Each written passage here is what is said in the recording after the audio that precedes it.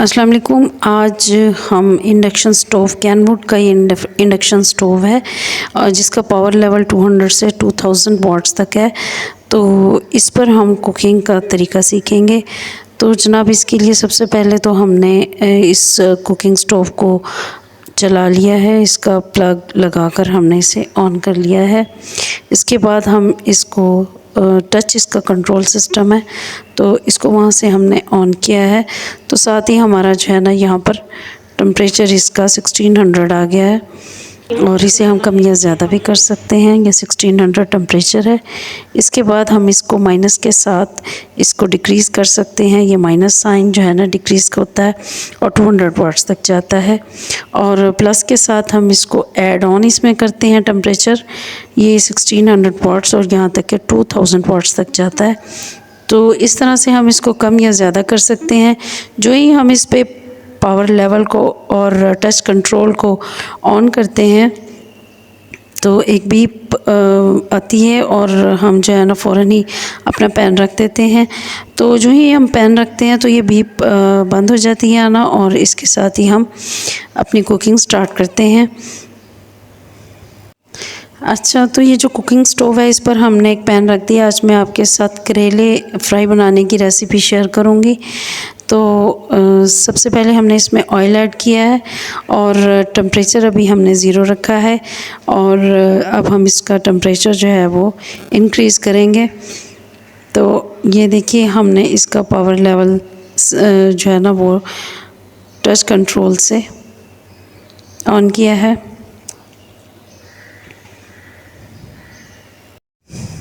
अच्छा, तो अब हमने ऑयल डाल दिया है।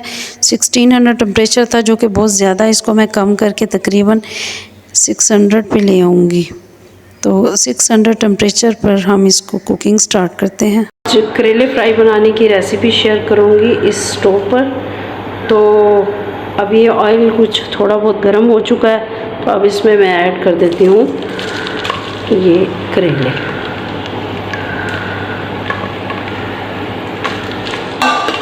इसको हिलाएंगे और टेम्परेचर जो है ना अब मुझे थोड़ा सा इसका ज़्यादा करना है, बिकॉज़ ये टेम्परेचर जो है ना मेरे लिए करेले फ्राई करने के लिए ये थोड़ा है। तो इसे हम करेंगे 1000 पे। ये इंडक्शन स्टोव की मैं बात कर रही हूँ। तो ये 1000 पे अब इसकी कुकिंग ज़रा तेज़ हो जाएगी। अब ये फ्राई होना शुरू हो जाएंगे। सेम लाइक इसी तरह इसमें जो है ना प्याज डाले जाते हैं तो इसकी कुकिंग जो है वो तेज़ हो जाती है और हम इसको 1000 पे लगाते हैं। तो ये आप ये देखिए कि तेज़ी के साथ जो है ना ये फ्राई होना शुरू हो गया। जिन लोगों के घरों में सोलर है तो सोलर पैनल के होते हुए, सोलर सिस्टम के होते हुए तो इंडक्शन या इंफ्रारेड लगाना बहुत ही लाजमी सी बात हो जाती है। तो आप लोग इसको लगाएं। तो इवन जो है ना फ़ैन या एसी के अंदर भी आप काम कर सकते हैं और आउटडोर में भी काम कर सकते हैं। गैस के साथ ये प्रॉब्लम है कि हम अगर पंखा चलाते हैं तो उसका फ्लेम फ्लिकर करता है, तो जिसकी वजह से हमारी कुकिंग जो है वो प्रॉब्लम में आती है, हमारी कुकिंग मुश्किल हो जाती है। तो ये देखिए कितनी तेज़ी के साथ जो है ना अब ये कुकिंग इसकी स्टार्ट हो गई है। अब मैं इसको कुक करूँगी यहाँ तक कि इसका कलर जो है वो गोल्डन सा हो जाए और फिर मैं बाकी की चीज़ें इसमें डालूँगी। तकरीबन इसे मैं 5 मिनट के लिए जो है ना वो फ्राई करूँगी तो ये फ्राई हो जाएंगे बेहतरीन। मैं इसके साथ ही इसमें डालने के लिए बाकी इंग्रेडिएंट्स भी जो है वो तैयार करूँगी। प्याज मैंने अभी नहीं काटे तो इसके लिए जो है वो मैं इसको थोड़े टेम्परेचर पे कर देती हूँ। 1000 है ना तो मैं इसको यहाँ पे कर देती हूँ 800, 600, 400 पर ये कंटिन्यूसली काम करता रहेगा और जलेगा नहीं, क्योंकि अगर हम बहुत हाई टेम्परेचर पे इसे छोड़ेंगे, सेम लाइक दूसरे चूल्हों में भी यही होता है, तो अगर हम ज़्यादा टेम्परेचर पे इसे छोड़ देंगे तो ये जल जाएगा, हमारा खाना जल जाएगा। देखिए अभी मैंने लेमन भी स्क्वीज़ कर लिए हैं और मैंने इसके साथ ही टोमेटो भी कट कर लिए हैं, लेकिन अभी तक ये स्लो कुकिंग इसकी हुई जा रही है तो ये कोई इतना इशू नहीं है इसमें। तो इंडक्शन में और इंडक्शन स्टोव में और इंफ्रारेड में फ़र्क ये है कि जो इंडक्शन स्टोव है उस पर आप स्पेसिफ़िक बर्तन इस्तेमाल कर सकते हैं, जिस तरह स्टेनलेस स्टील, कास्ट आयरन, और इंफ्रारेड में आप हर किस्म का बर्तन इस्तेमाल कर सकते हैं। इस पर जो है ना बर्तन की कोई रेस्ट्रिक्शन नहीं है, आप जो मर्ज़ी इस्तेमाल करें। तो मेरे करेले जो है ना ये फ्राइंग के प्रोसेस में से गुज़र रहे हैं। तो थोड़ी देर बाद मैं प्याज कट करने के लिए जो है वो जा रही हूँ, तो प्याज कट करूँगी और फिर टेम्परेचर इसी पे मैं कंटिन्यू। अच्छा जी, अब ये करेले जो है वो फ्राई हो चुके हैं जो मुझे चाहिए थे। अब टेम्परेचर में यही कंटिन्यू करूँगी और इसके बाद मैं इसमें थोड़ा सा लेमन डाल दूँगी।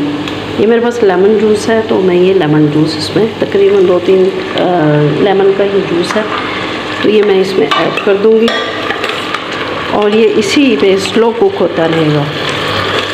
तो इसमें कोई इशू नहीं है, आप स्लो कुकिंग आराम से इस पर कर सकते हो। 400 टेम्परेचर इसका 600 मेंटेन करके। अगर कोई चीज़ गलानी हो तो ये 400 पे आप इसे दम दे दें, तकरीबन 5-6 मिनट में जो है ना वो चीज़ तैयार हो जाती है। तो ये बहुत ही आइडियल है 400, 600, 800 पे। अगर आपने कोई चीज़ बॉईल करनी हो तो बॉईल करने के लिए आपको पहले पानी ज़ाहिर आप रखते हैं, तो उसके साथ ही आप इसका टेम्परेचर हाई कर देंगे ना, तो पानी फ़ौरन ही चंद सेकंड्स में बबल करना शुरू कर देगा और बॉईल होना शुरू हो जाएगा। तो ये देखिए इसमें स्लो कुकिंग हो रही है, तो मैं जो है ना बाकी के काम कर रही हूँ। मैंने इसी दौरान जो लहसुन और अदरक को क्रश करना है तो वो भी मैं कर लूँ। अच्छा, अब ये जो करेले हैं इन्होंने सारा लेमन एब्जॉर्ब कर लिया है, लेमन जूस एब्जॉर्ब कर लिया है और ये बड़े मज़े के खट्टे हैं इस वक्त, मैंने इन्हें चखा भी है। तो अब हम इसमें ऐड कर देंगे लहसुन और अदरक का क्रश्ड मटेरियल। मेरे पास इसमें थोड़ा सा धनिया भी है, क्योंकि धनिया मेरे पास कुटा हुआ नहीं था, तो लिहाजा मैंने इसे मॉर्टर एंड पेस्टल के साथ क्रश करके इसी के साथ जो है वो डाल दिया है। ये देखिए,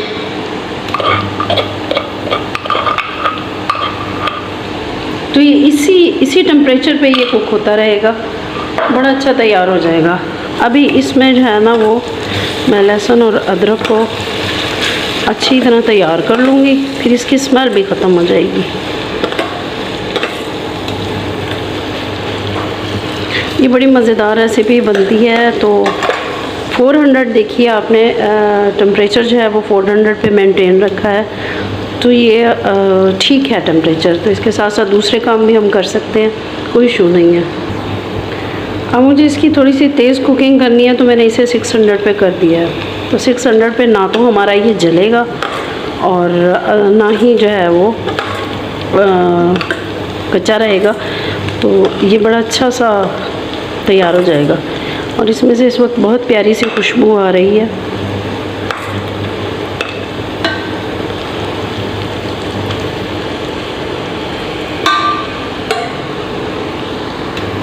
अब देखिए 600 पे इसकी बबलिंग ख़त्म हो गई है और लहसुन जो है वो तैयार हो गया है। अब इसके साथ ही हम इसमें टमाटर डाल देंगे। मैं अब टमाटर डालूँगी इसमें।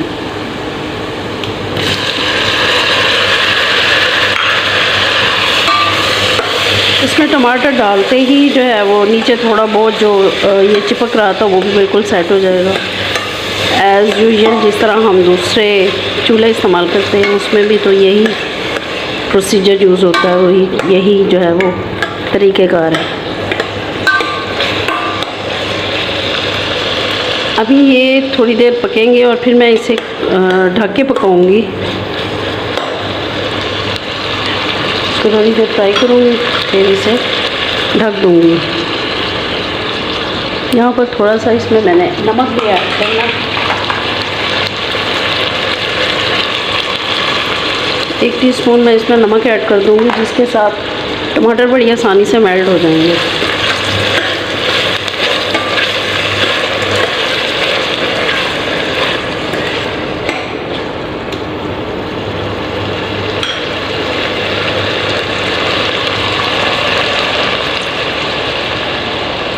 अब जनाब इसको मैं कवर कुक करूँगी और टेम्परेचर को मैं 400 पे कर दूँगी, क्योंकि 600 टेम्परेचर पर 600 वॉट्स पर जो है वो ये थोड़ा सा इसके लगने का इम्कान होता है, लेकिन 400 पर जो है ये बड़े मज़े से कुक होंगे, मेल्ट होंगे और फिर उसके बाद हम आपसे मिलते हैं। अच्छा, बीच बीच में से हम इसे चेक भी करेंगे खोल के, और बस वक्त ऐसा होता है कि थोड़ा सा पानी भी गिर जाता है, तो इसको हम फ़ौरन इस पेपर टॉवल की मदद से साफ़ कर देंगे।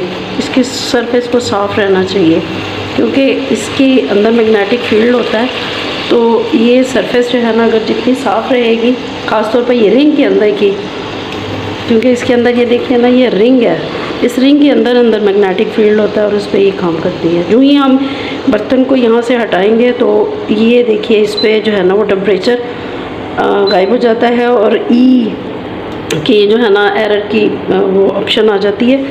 तो ये चीज़ जो है ना हमने अवॉइड करनी है। और इसको इस तरीके से, अब ये देखिए ये तकरीबन मेल्ट होने लगे हैं हमारे ये टमाटर। चाहे तो यहाँ पे थोड़ा सा टेम्परेचर हाई भी कर दें, लेकिन मेरा ख़्याल है ये टेम्परेचर ठीक है, इस पे ही हम इसे कुक करेंगे और इसको कवर कर देंगे। अच्छा, अब मैं क्योंकि बाकी कामों से फ़ारग हो गई हूँ, इसलिए अब मैं सिर्फ इस पर कंसंट्रेट करूँगी, तो इसलिए मैंने इसका टेम्परेचर जो है ना 600 कर दिया है। 600 अब इस टेम्परेचर पे ये जो है ना इसकी कुकिंग थोड़ी सी तेज़ हो जाएगी, बहुत ज़्यादा नहीं लेकिन थोड़ी सी तेज़ होगी।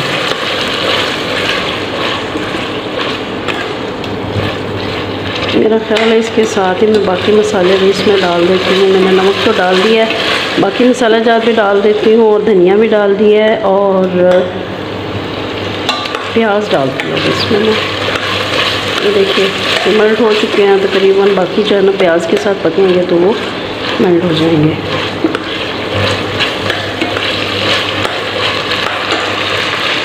अब इसमें मैंने तकरीबन 2 प्याज डाले हैं, तो ये प्याज़ों के साथ पकेगा। आपको मेरी ये रेसिपी डिफरेंट लगेगी, क्योंकि आमतौर पर पहले करेले फ्राई किए जाते हैं, फिर इसका मसाला बनाया जाता है और उसके साथ जो है ना वो करेले ऐड कर दिए जाते हैं। लेकिन मैं इस तरीके से पकाती हूँ, पहले मैं भी उसी तरीके से पकाती थी, लेकिन अब मैंने ये तरीका सीखा है, तो ये तरीका बहुत ही मैंने किसी YouTube चैनल पे देखा था, तो मुझे ये तरीका बहुत अच्छा लगा। और इसमें जो करेले हैं वो बहुत कम कड़वे बनते हैं, इसमें कड़वे नहीं बनते, बहुत कम उनमें कड़वाहट होती है। इस वक्त जो टेम्परेचर है वो 600 है और इस पे मैं इसको रखूँगी और ये तैयार हो जाएंगे। अब मैं इसमें मसाले भी डालती हूँ ताकि थोड़े से मसाले भी अच्छी तरह पक जाएं।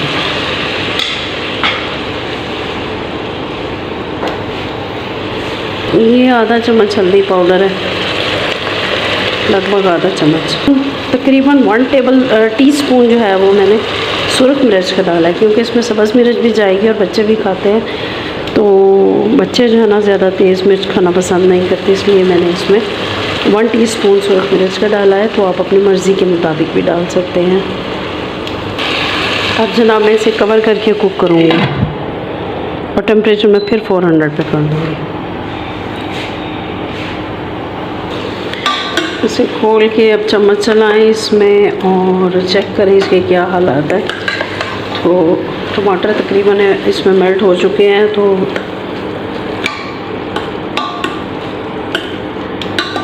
अब हम आग भी थोड़ी सी तेज़ कर देते हैं, 600 पे इसको कर देते हैं, I mean 600 पे इसका टेम्परेचर कर देते हैं और कवर करते हैं, फिर दोबारा से ये कुक होगा। अब जनाब मैं इसको खोल के देख रही हूँ, प्याज काफ़ी तैयार हो गए हैं, बाकी कुछ इसको मैं भुनाई करूँगी और इसका टेम्परेचर तेज़ करूँगी। मैं अब यहाँ पे 800 पे कर लेती हूँ इसको, 800 वाट्स पे, और इसको भूनना शुरू करती हूँ। अगर इससे ज़्यादा तेज़ पे करूँगी तो ज़्यादा तेज़ी से खाना पकना शुरू हो जाएगा, लेकिन इसमें जलने का भी डर होता है। तो बेहतर है कि थोड़े से नॉर्मल टेम्परेचर पे इसे कुक किया जाए ताकि जल भी ना जाए हमारा खाना। तो ये देखिए, अब इसको मैं भून लूँगी और इसका जो पानी सा है वो खुश्क कर लूँगी अच्छी तरह। अब जनाब ये तकरीबन तैयार हो चुके हैं और इसमें मैं ऐड करूँगी थोड़ी सी ग्रीन चिली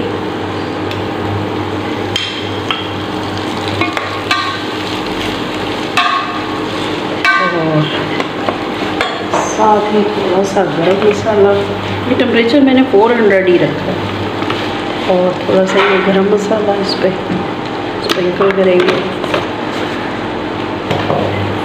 इसको थोड़ा सा हिलाएंगे और बस ये मेरा खाना तैयार हो चुका है।